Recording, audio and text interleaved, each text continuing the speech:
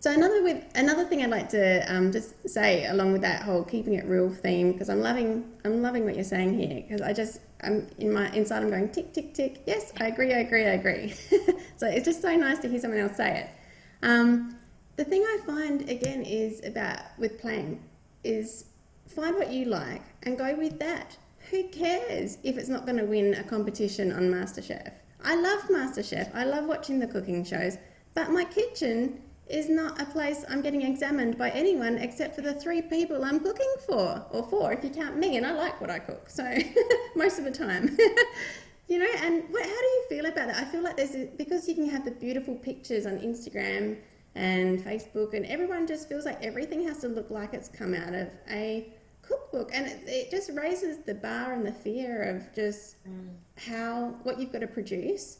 But if you're hungry, eat food. Make sweet potato chips, and I have some totally agree. avocado or something. Like it's just. I know, I often think as a food blogger, I should be posting more pictures about my food and Instagramming. But the fact is, sometimes it's really ugly and boring. And I'm not going to do the same thing every day, which is sometimes what happens. We all get into ruts with food.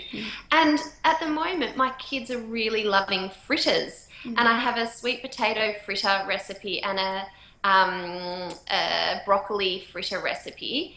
And I cook them each once a week, and we would have sausages and veggies once a week. And, things just aren't that particularly fancy. Like if someone was to come to my house and expect, because I blog about food and whole foods, that they're going to get these gourmet meals, it's not going to happen. I feel like a disappointment to my friends that I just brought the same cake again. You know what I mean?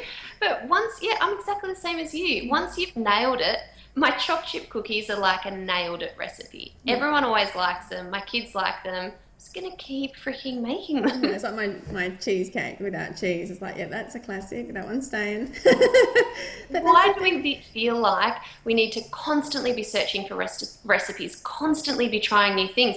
Our grandmothers didn't. Yeah. They just made good, simple food. Like, I'm pretty sure my grandmother would have had the same dinner party menu her whole life. I agree. And everyone was like, yum, Every roast lamb Christmas. again.